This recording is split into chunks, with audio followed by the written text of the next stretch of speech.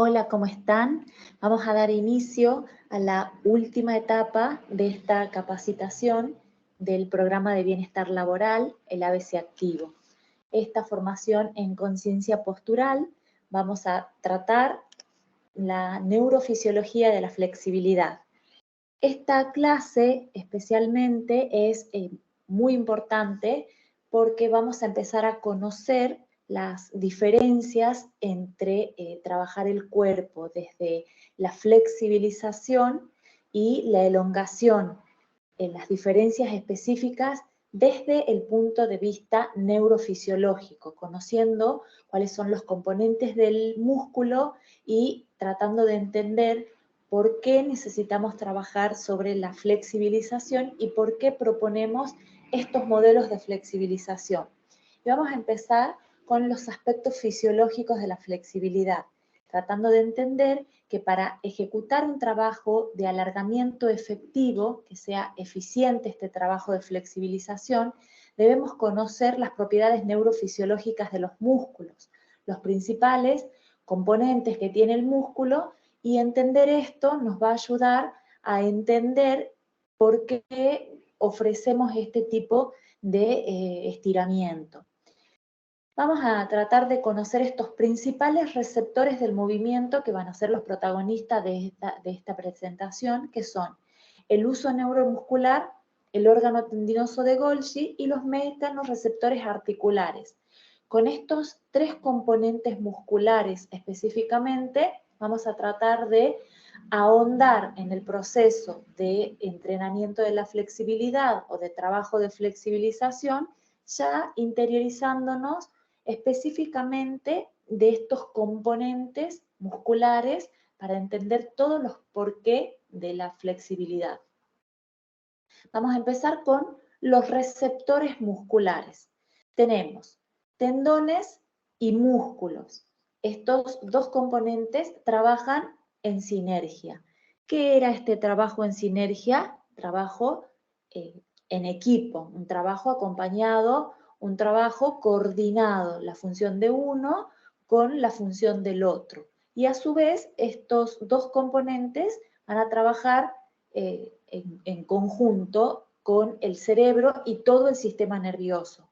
O sea, el equipo en este caso va a estar constituido por tendones, por músculos, por cerebro y por el sistema nervioso, que hacen que este trabajo en conjunto nos dé como resultado un buen trabajo de flexibilización.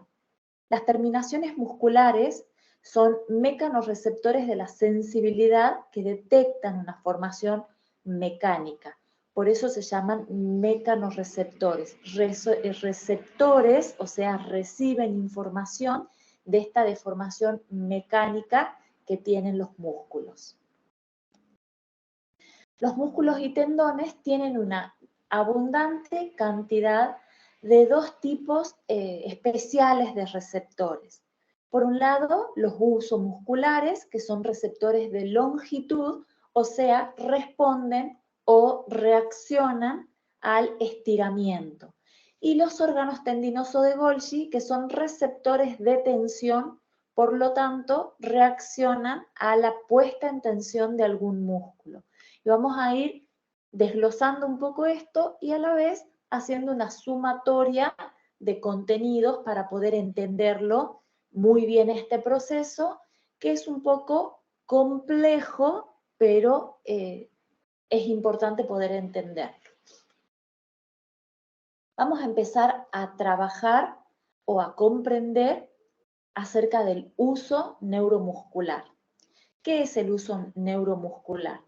El uso neuromuscular está formado por una cápsula fusiforme. ¿Qué significa fusiforme? Que es de manera alargada, ¿sí? Tiene un contenido de tejido conjuntivo fibroso que rodea un grupo de 8 a 10 fibras musculares y delgadas, que son las fibras intrafusales. ¿Por qué se llaman intrafusales? Porque se encuentran dentro del uso muscular. Bien, entonces vamos a ir desglosando para poder entenderlo. El uso neuromuscular es excitado por el estiramiento de todo el músculo y por la contracción de las porciones terminales de las fibras intrafusales. ¿Bien? Entonces tenemos dos componentes que estimulan este uso neuromuscular: el estiramiento y la contracción específica de estas porciones terminales de las fibras intrafusales, las fibras que se encuentran dentro de este uso muscular. La parte central de la fibra intrafusal, la parte central, el corazón, digamos, se encuentra inervada por dos tipos de axones mielínicos. Las de tipo 1A o de terminación primaria, que se encuentran en el centro de la zona receptora, y las fibras de tipo 2 o secundarias, que son más pequeñas y que inervan la región receptora en cada lado de la terminación primaria. Son anuloespirales, que significa que están enrolladas alrededor de la parte central de una fibra intrafusal. Como es un segmento no contráctil, al estirarse la fibra se distorsiona. Hay una estimulación mecánica. El movimiento genera este estiramiento y ese estímulo de deformación es lo que genera la reacción. Entonces, el uso neuromuscular inhibe la musculatura antagonista, relajándola para que el movimiento sea eficiente. Y aquí vemos la primera acción sinérgica. Cuando hay contracción de un músculo, el antagonista se relaja. Esa es la primera acción sinérgica. Entonces, cuando yo contraigo un músculo, el antagonista está estimulado por el uso neuromuscular para que esa musculatura genere esa inhibición y permita esta relajación para que la contracción del músculo agonista sea más eficiente.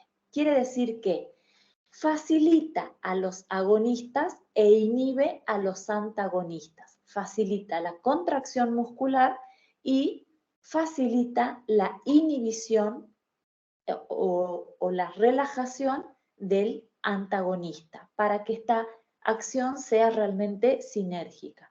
Entonces, cuando el receptor del uso neuromuscular se estira lentamente, los impulsos se incrementan proporcional al estiramiento y sigue transmitiendo señales mientras esté estirado. Quiere decir que sigue estimulado el uso neuromuscular mientras siga el proceso de estiramiento del músculo en cuestión.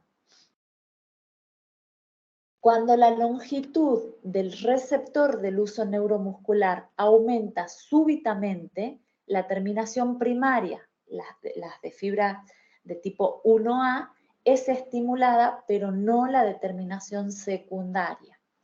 Este estímulo es la respuesta dinámica, que significa que la terminación primaria, o sea, las fibras en bolsa nuclear, responden de forma activa a la velocidad de modificación de la longitud. Con esto queremos decir que tenemos dos tipos de estímulo. Uno es al estiramiento estático y otro es al estiramiento dinámico. Por eso nos resulta importante poder determinar estas cuestiones. Significa que hay un proceso dentro del estiramiento estático que, llegado a determinado punto, me va a estimular al uso neuromuscular, que es cuando excedo determinada instancia de estiramiento y la llevo al límite. En ese límite estimulo el uso neuromuscular que se va a activar. Y lo mismo pasa con la flexibilización dinámica, que se va a estimular el uso neuromuscular en el punto en que la velocidad se vea incrementada y el uso neuromuscular va a activar como en respuesta protectora de un posible daño. Lo vamos a desglosar un poquito más para que esto se entienda un poquito mejor. Hemos hablado de dos tipos de movimientos. Al detener el estiramiento, que es uno de los movimientos, esta frecuencia de descarga vuelve a un nivel muy bajo correspondiente a la respuesta estática. Esto lo hacen las fibras en cadena nuclear. ¿Qué significa? Habíamos hablado de la flexibilización estática. En la medida que lo voy estirando, se va poniendo en alerta el uso neuromuscular. Si el estiramiento llega al límite, se activa el uso neuromuscular.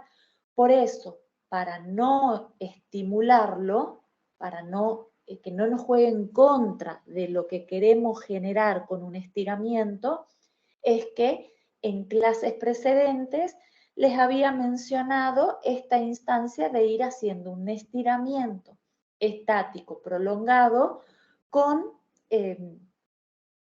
la intensidad suficiente para que sea eficiente el estiramiento y no dispare un reflejo muscular de protección que cree que puede estarse dañando ese músculo con niveles de estiramientos muy largos, muy intensos. Entonces, esa sería la respuesta estática.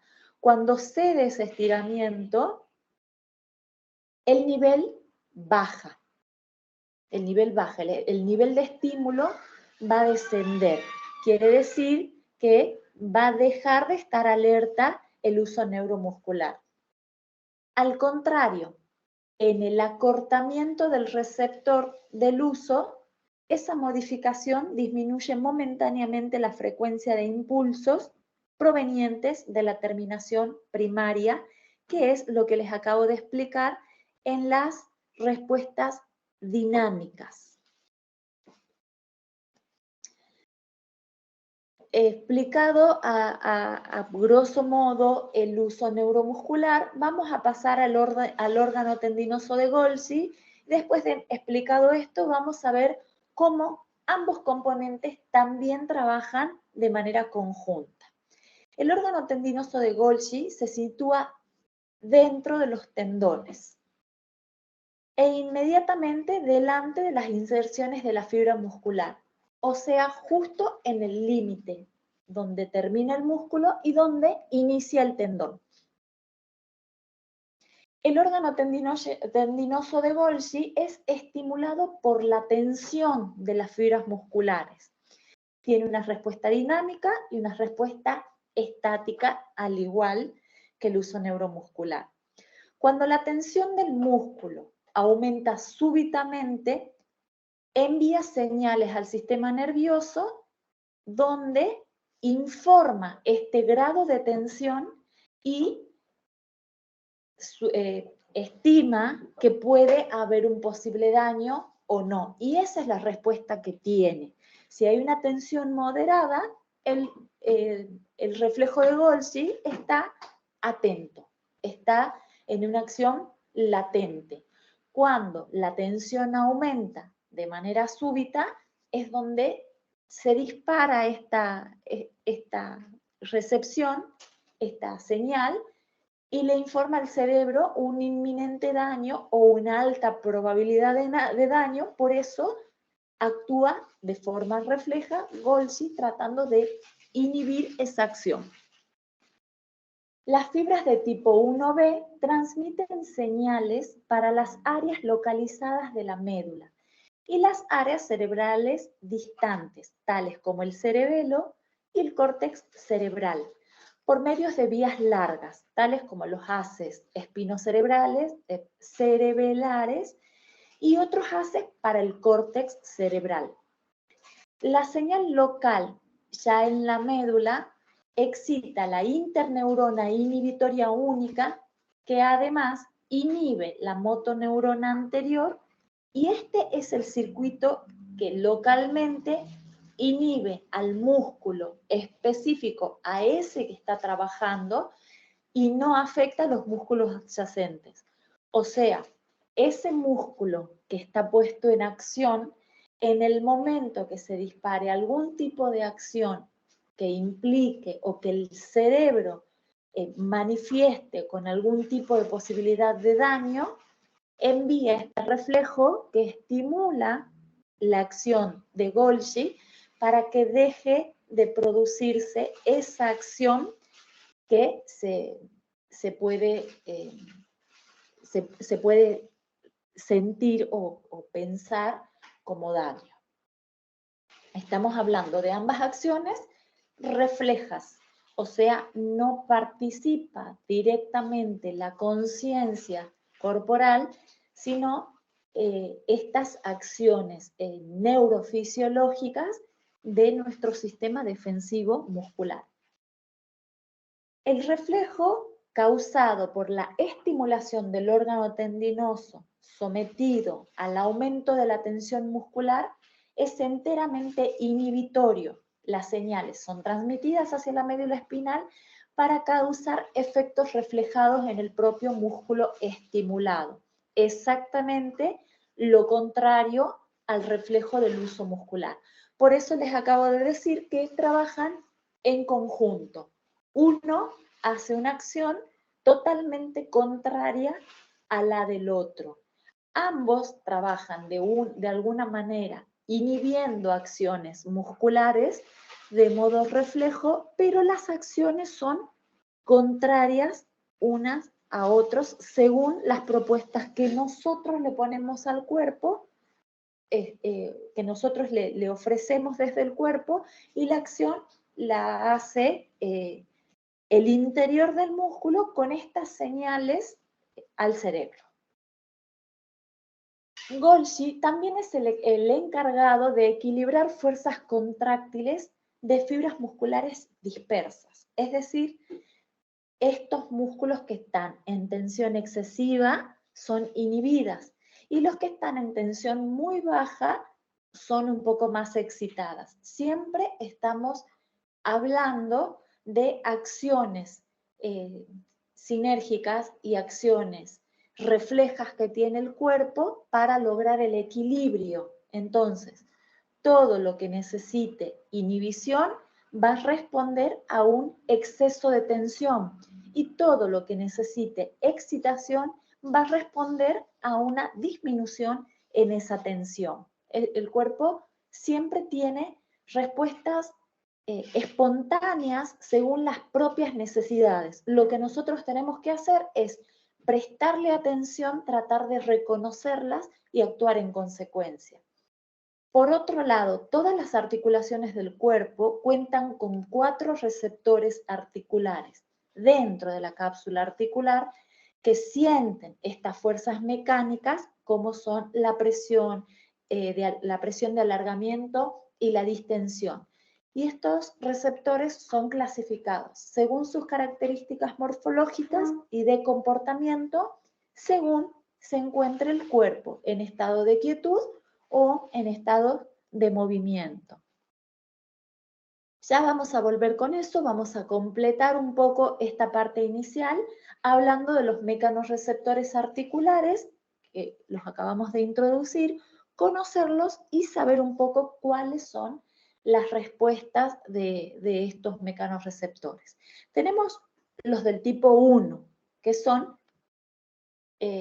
responsables de algunas características similar a Golgi, ¿sí? Son relacionadas al aparato tendinoso de Golgi, se caracterizan por un umbral bajo, quiere decir que son rápidamente excitables, son de adaptación lenta y responden al estrés mecánico. ¿Qué era el estrés mecánico? Los cambios en el movimiento, ¿bien?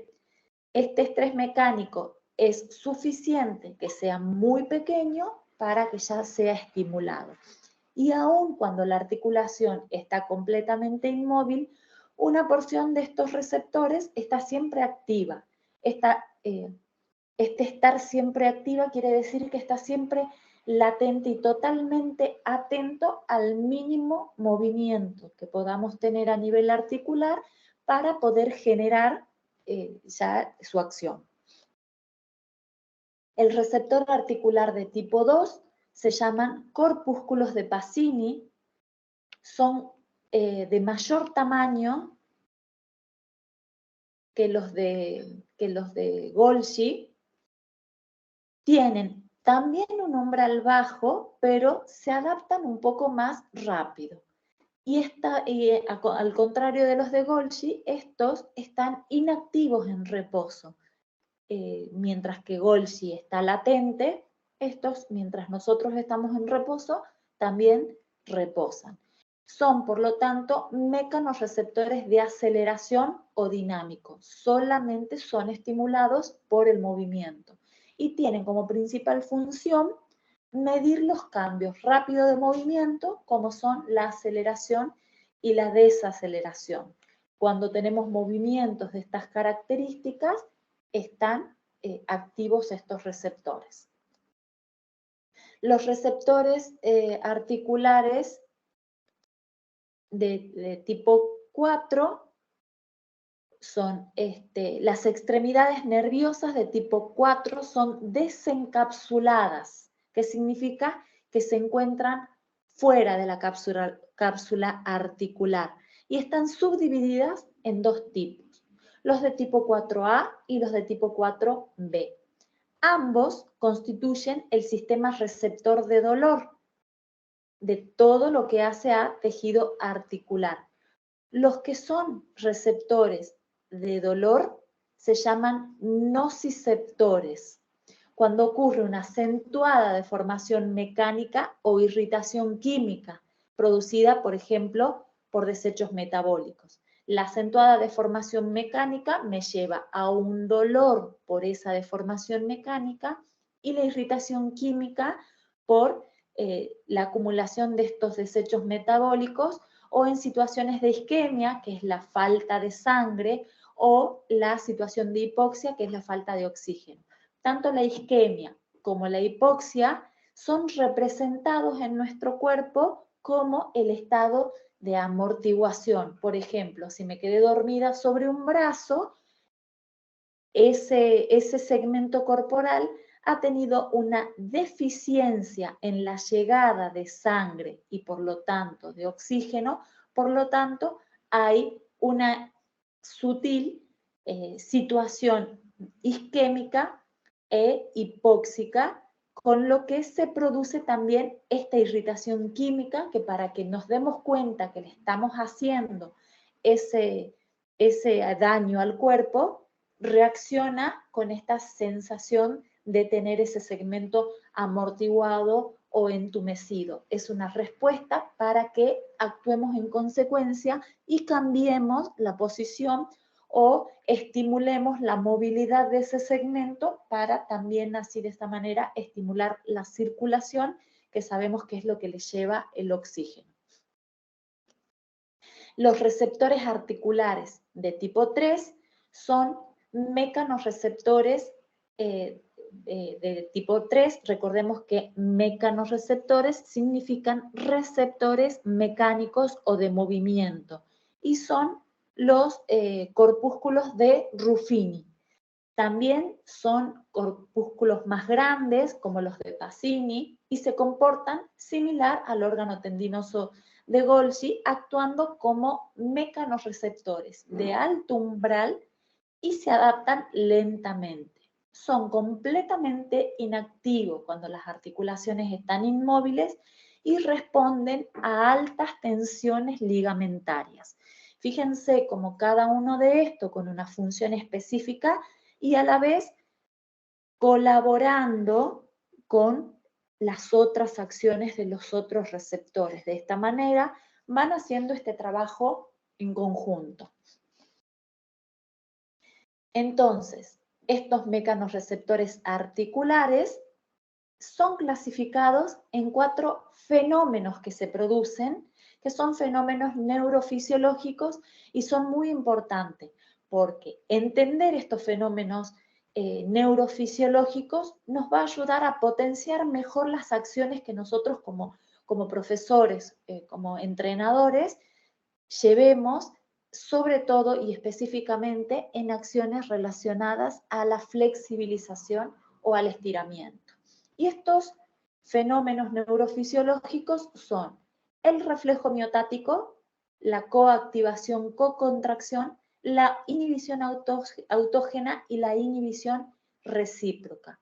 Todos son mecanismos reflejos neurofisiológicos porque tienen que ver con todas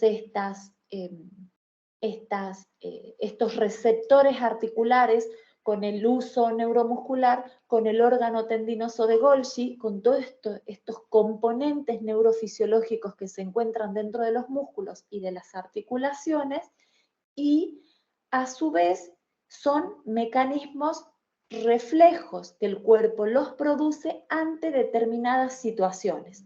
Y conocerlos me va a llevar a poder usarlos a favor de las necesidades que se me presenten. Y ahí vamos a desarrollarlos un poquito mejor para terminar de entender el uso neuromuscular, el órgano tendinoso de Golgi y cada uno de los mecanorreceptores articulares que acabamos de desarrollar. Vamos a empezar con el reflejo miotático, que es un reflejo de alargamiento. El reflejo miotático es una respuesta neuromuscular como parte de los fenómenos del organismo ante los estímulos del entrenamiento, más específicamente del estiramiento. Y vamos a tratar de entender lo siguiente. Un músculo elongado inicia un mecanismo reflejo que al estirarse activa las fibras intrafusales. ¿Se acuerdan cuáles eran las fibras intrafusales? Las fibras que se encuentran dentro del uso neuromuscular.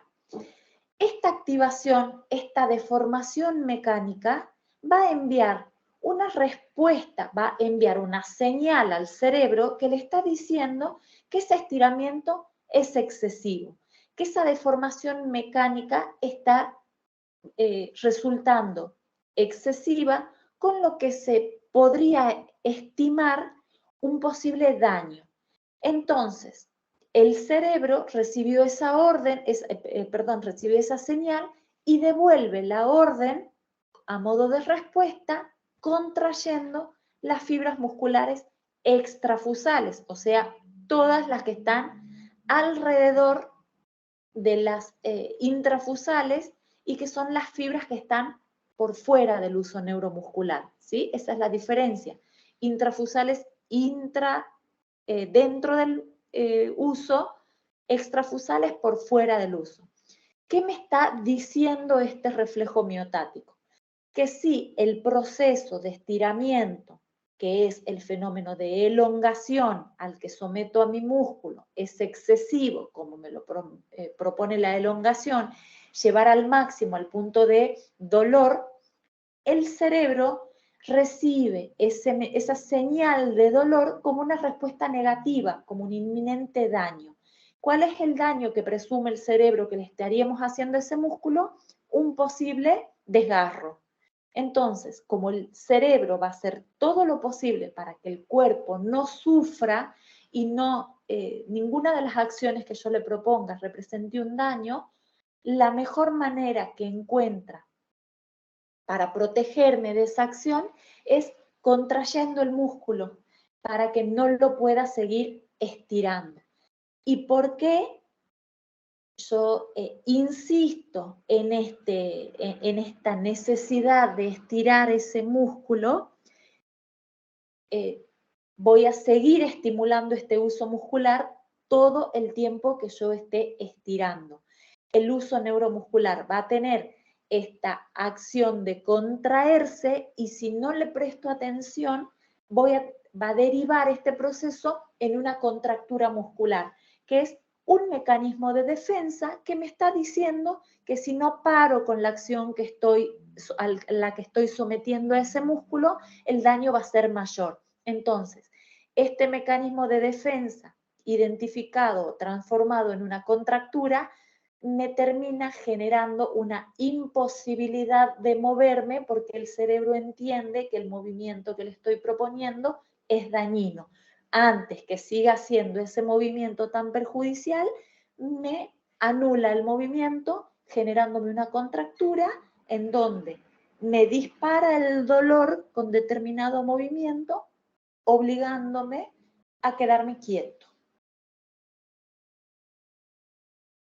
Esta contracción refleja tiene dos componentes. El componente fásico, que es una rápida tensión muscular que es proporcional a la velocidad del alargamiento. Y el componente tónico, que es una fase posterior de estimulación lenta proporcional a la cantidad de alargamiento. Y de esta manera podemos relacionar este reflejo con la flexibilización estática prolongada, que este componente relacionado a este componente tónico, y la flexibilización dinámica relacionado a la velocidad del alargamiento. Las fibras intrafusales, o sea, las fibras que se encuentran dentro del uso neuromuscular, están rodeadas de tejido conectivo. ¿Sí? Es todo este tejido que va realizando las interconexiones entre estos componentes. Se los encuentran dentro de los usos, estas fibras están dentro del uso neuromuscular, por eso habíamos dicho que se llamaban intrafusales, y son inervadas por la motoneurona gamma. Motoneurona es esta fibra nerviosa relacionada al movimiento. Dentro del uso neuromuscular hay dos tipos de fibras intrafusales. Las fibras de bolsa nuclear, que son terminaciones primarias donde se originan las fibras aferentes de conducción rápida de tipo 1A y están vinculadas a respuestas dinámicas y se asocian con la posición y la velocidad de contracción. Y por otro lado, las fibras de cadena nuclear, que son de terminaciones secundarias de donde se originan las fibras de tipo 2, asociadas a contracciones estáticas, lentas del músculo voluntario, quiere decir, de las acciones que yo mismo propongo. Y ahí podemos ver cómo siempre se ven como las dos caras de la moneda, las de respuestas dinámicas y las relacionadas a contracciones estáticas. Siempre vamos a tener ambos componentes puestos en juego. Por otra parte, tenemos otro tipo de fibras que componen el músculo, que son las fibras extrafusales. Estas fibras extrafusales son las que están por fuera del uso neuromuscular. Son de tipo 1B, de contracción estática, y son inervadas por la motoneurona alfa. Son fibras en saco nuclear y, como la propia palabra lo dice, se encuentran por fuera de los usos neuromusculares. Las terminaciones primarias y las fibras de tipo 1A participan directamente en el reflejo a través de su conexión con las motoneuronas alfa. Las de terminación secundaria se comunican con las motoneuronas gamma y la función es mantener la tensión del uso. Por lo tanto, mientras haya algún componente muscular relacionado al uso neuromuscular, este uso neuromuscular va a estar activo. Cuando esa acción cede, la acción del uso neuromuscular también cede. Vamos a ver el siguiente reflejo, que es la coactivación o cocontracción antagonista.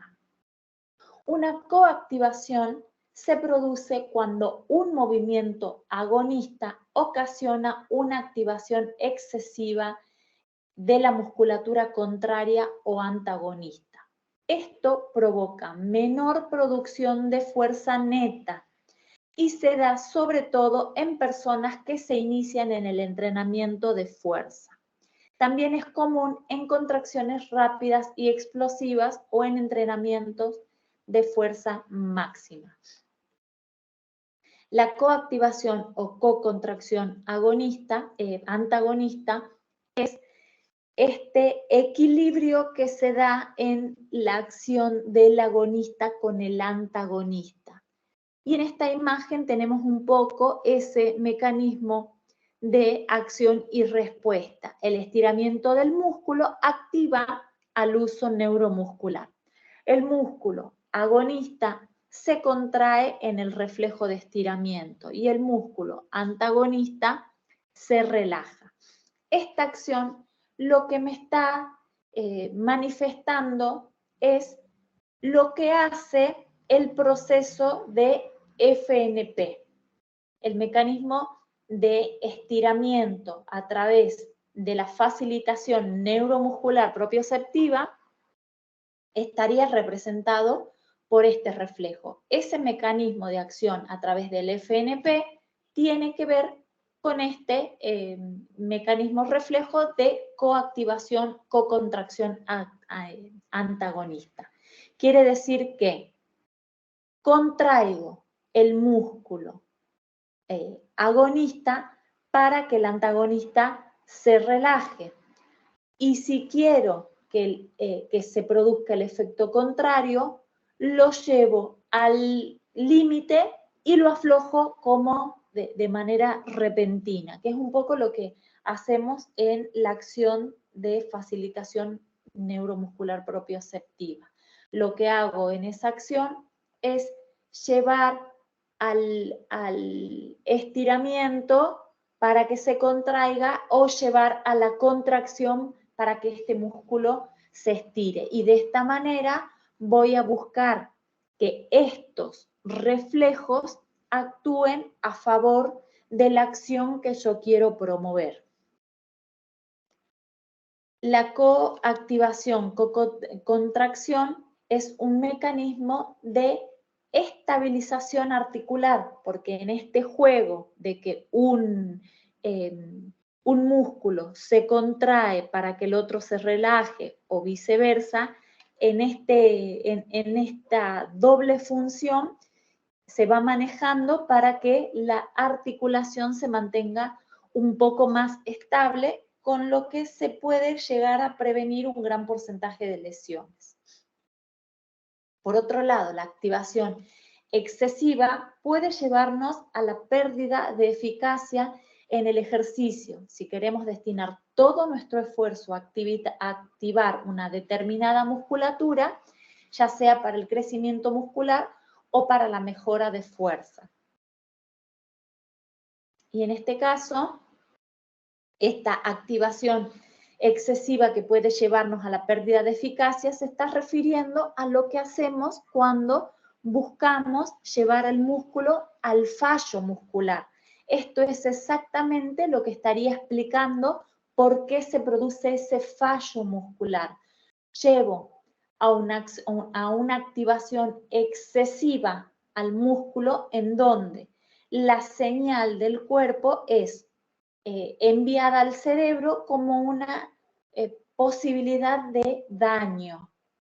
Entonces, el músculo dice, si seguís cargando esa pesa o si seguís poniéndole más carga a esa barra, este músculo va a terminar por dañarse.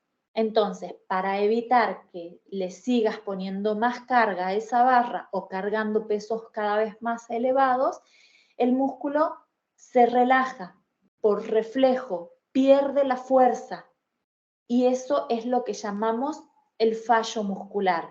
Justo al momento del fallo, la indicación, el reconocimiento que nosotros hacemos, que esa es la máxima carga que ese músculo puede soportar.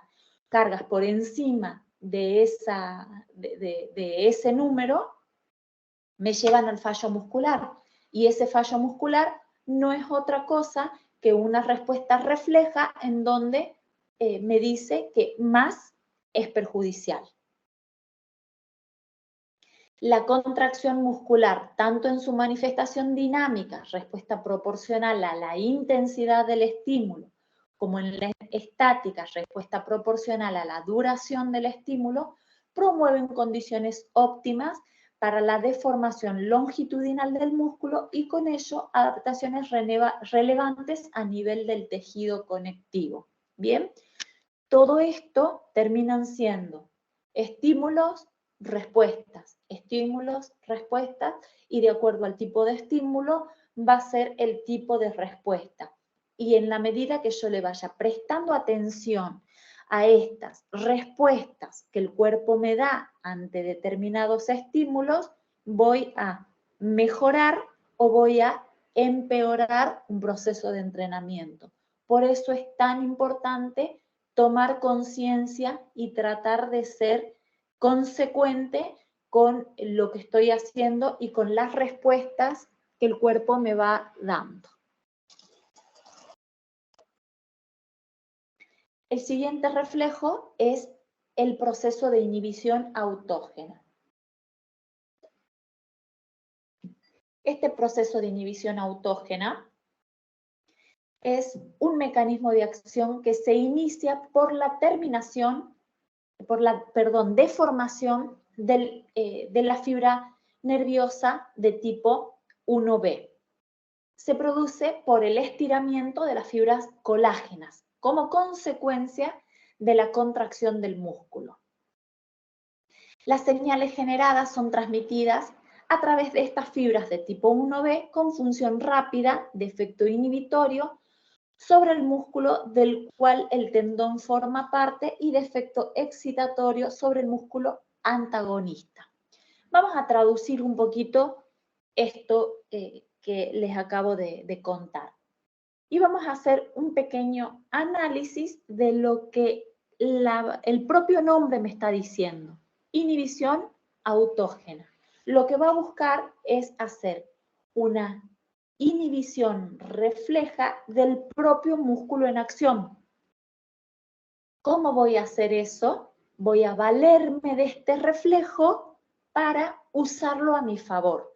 Esta inhibición autógena es un mecanismo que se usa mucho o lo usan mucho los fisioterapeutas como mecanismo de reducción, disminución o de inhibición de una contractura muscular.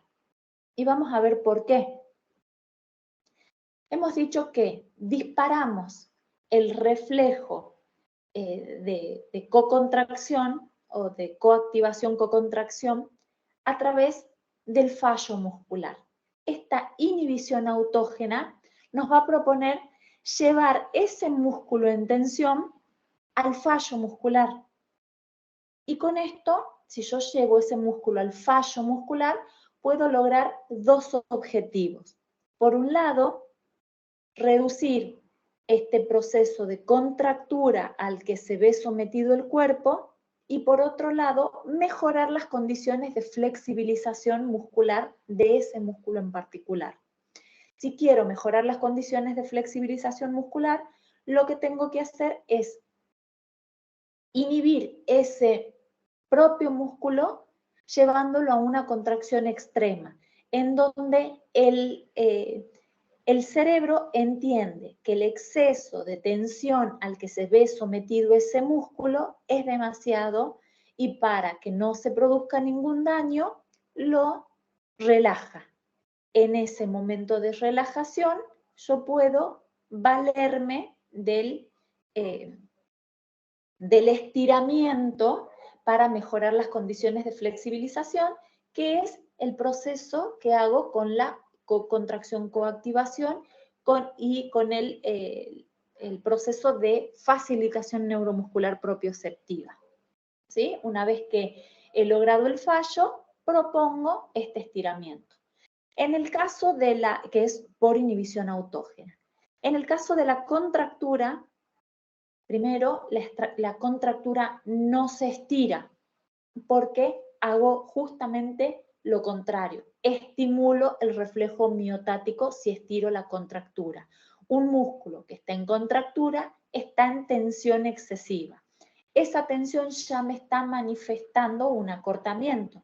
Si yo provoco el estiramiento, empeoro la contractura porque estimulo el reflejo miotático que me genera con acortamiento ante un estiramiento excesivo. Lo que tengo que hacer con una contractura es promover esta inhibición autógena, hacer exactamente lo contrario. En vez de estirar, contraerlo al músculo que está en contractura. Al contraerlo, voy a despertar este reflejo que es el que actúa en el momento del fallo muscular. El cerebro entiende que hay demasiada tensión en esa musculatura y demasiada tensión es contraproducente para la salud muscular. Entonces, actúa el reflejo para reducir esa tensión y es un mecanismo de inhibición autógena para contrarrestar esta contractura. Entonces, de esta manera puedo usar este reflejo en función de lo que estoy necesitando. Y el último reflejo es el de inhibición recíproca.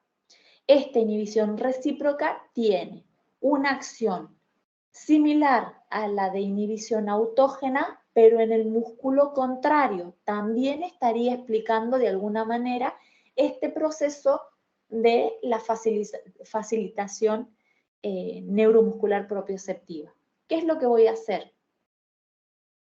Voy a hacer que actúe el uso neuromuscular con el proceso natural de acción del antagonista y relajación del antagonista. Entonces, si yo quiero inhibir una musculatura y que se relaje, uno de los mecanismos que puedo encontrar es contraer a su contrario. Entonces, al contraer ese músculo que estoy contrayendo, es el músculo agonista. Quiere decir que por reflejo, su antagonista se va a relajar. Entonces, si por ejemplo, yo quiero flexibilizar los isquiotibioperoneos, uno de los mecanismos que puedo encontrar para que de manera refleja se inhiba la acción de contracción o de tensión excesiva de los isquiotibioperoneos, va a ser contrayendo de manera voluntaria el cuádriceps. Al contraer el cuádriceps, automáticamente estoy generando una inhibición en su antagonista. Entonces, esto es la inhibición recíproca del antagonista que se produce conforme se excita un determinado grupo muscular y provoca la inhibición de su contrario o antagonista. Así, por ejemplo, cuando se excita un cuádriceps, se inhibe los isquiotibioperoneos.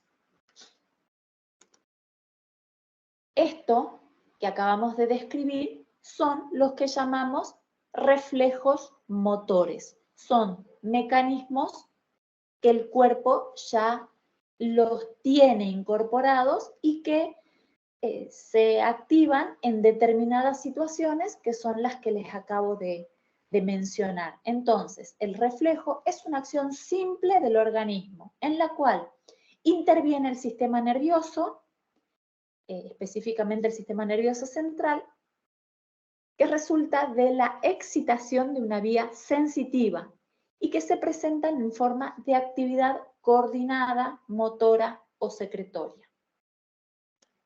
Y para terminar de entender todo esto que acabamos de explicar, vamos a ver algunas de las consideraciones que tenemos que tomar en cuenta para hacer mucho más eficiente este trabajo con estos mecanismos reflejos. La primera consideración dice que el umbral del estímulo que produce el reflejo depende de las condiciones que acompañan su estimulación. A mayor excitación del sistema nervioso, es peor para el entrenamiento de la flexibilidad. Por eso es que decimos, el proceso doloroso inhibe el proceso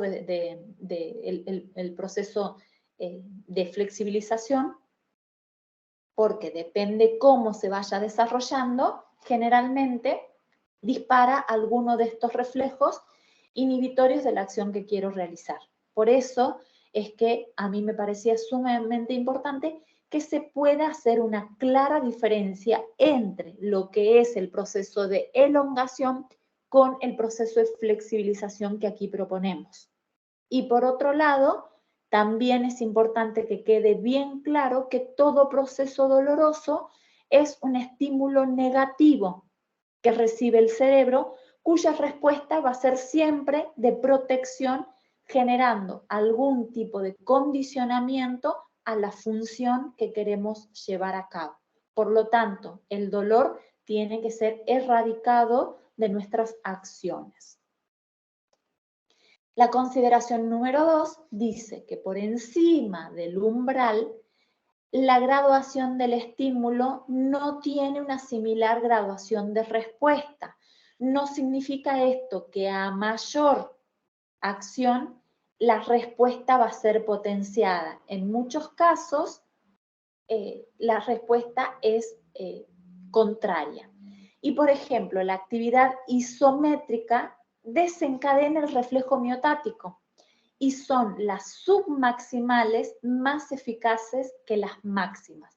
Y esto me vuelve a explicar esta diferencia entre la flexibilización estática prolongada versus la elongación. En la flexibilización estática prolongada estoy trabajando con estiramiento a niveles submaximales, que resulta mucho más eficaz que la elongación, en donde esa propuesta de estiramiento es al máximo.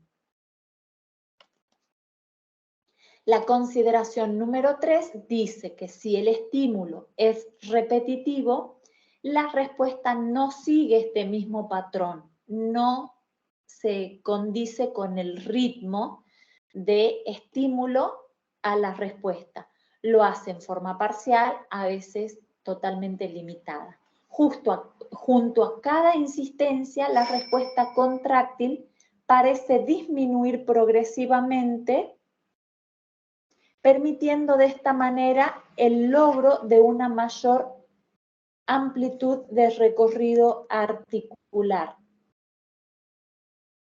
Entonces, por eso a veces vemos que no se puede trabajar en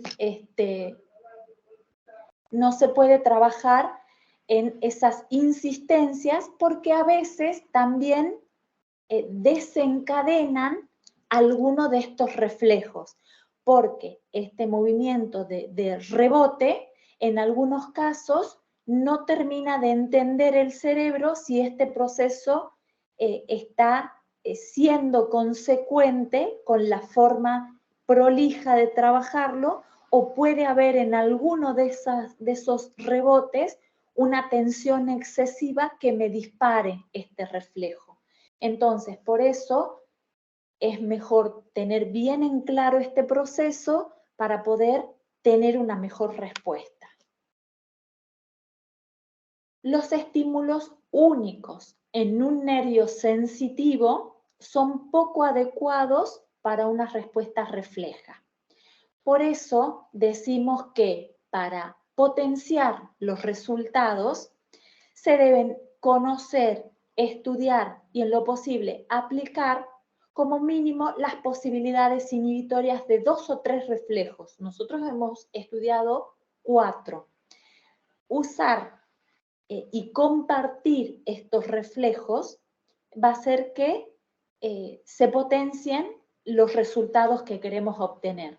No solo existe mayor posibilidad de que neuronas compartidas se activen, sino que sea mayor el número total de motoneuronas afectadas por impulsos inhibitorios y una consecuente mayor relajación muscular. Entonces, usar distintos reflejos seguramente va a potenciar el resultado. La consideración número 5 dice que Después de una respuesta refleja, se puede observar un periodo de disminución de la excitabilidad. Entre un estiramiento y otro del mismo músculo, hay disminución de la resistencia a la deformación producida, precisamente por la reducción de la excitabilidad del reflejo miotático o de tracción. ¿Qué dice esto? Que estirar al punto submáximo, disminuir esa excitación y volver a estirar a un punto submáximo, me va a reducir esta posibilidad de estimular el reflejo miotático.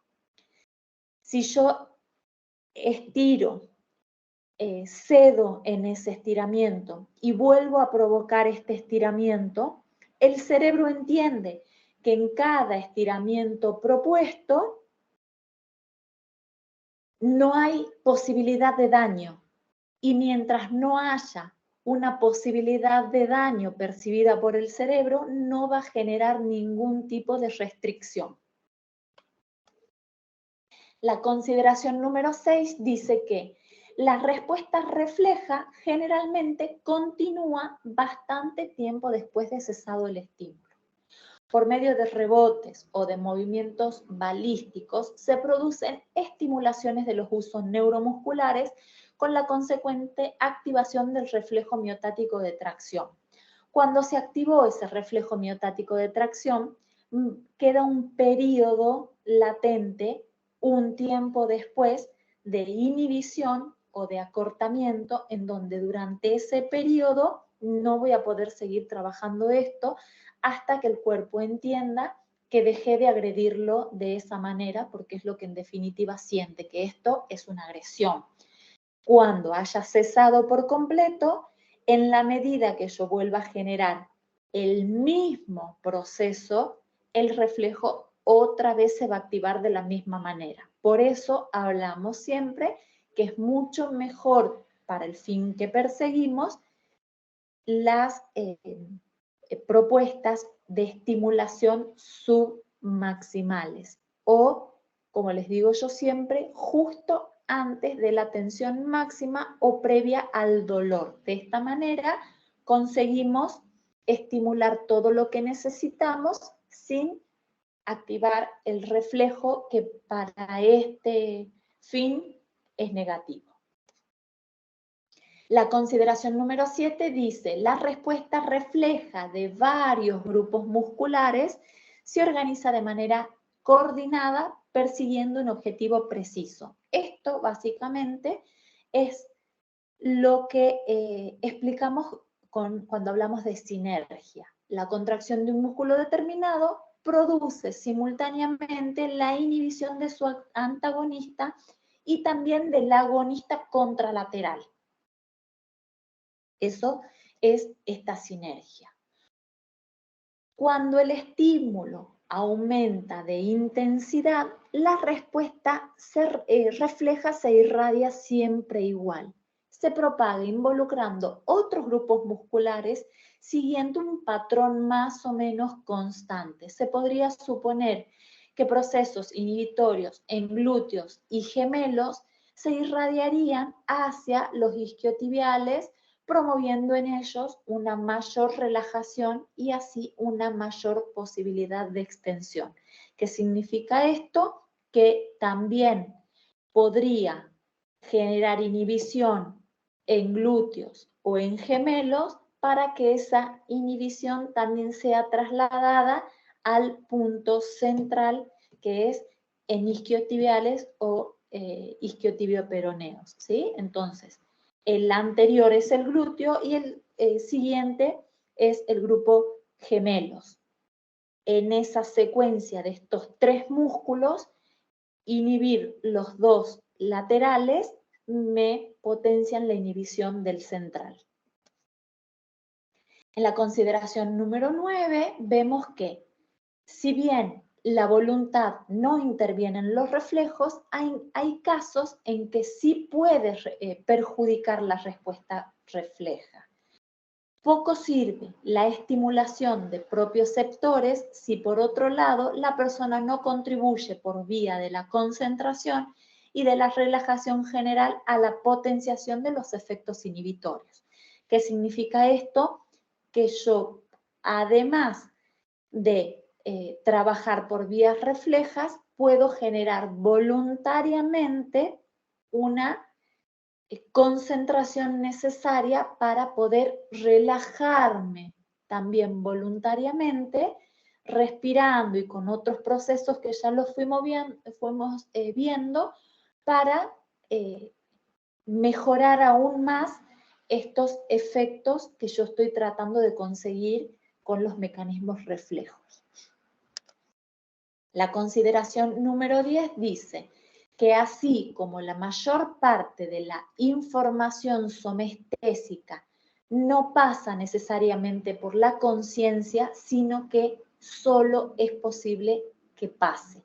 Una respuesta refleja puede ser hecha a conciencia, con atención selectiva, concentrándome específicamente en eso que quiero conseguir, neutralizando distracciones, y eso hace que podamos concentrarnos única y exclusivamente en aquello que está ocurriendo en nuestros tejidos y mejorar en gran medida. Por eso hablo siempre de conciencia corporal y tratar de sentir específicamente qué es lo que está pasando en nuestro cuerpo, llevando toda nuestra atención específicamente a ese punto en donde pueda no solo saber, no solo hacer, sino entender y reconocer lo que está haciendo en mi cuerpo, porque lo puedo sentir y eso va a hacer que todo esto se vea potenciado.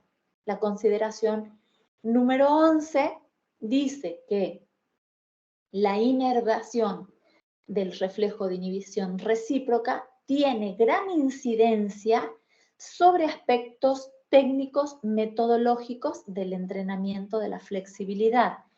Cuando las motoneuronas que inervan a cierto músculo son excitadas, aquellas que inervan a su antagonista son inhibidas y viceversa. Por eso se habla de inhibición recíproca. Es decir, que cuando un reflejo inhibitorio tiende a relajar cierto músculo, su antagonista tiende a contraerse y lo contrario también ocurre.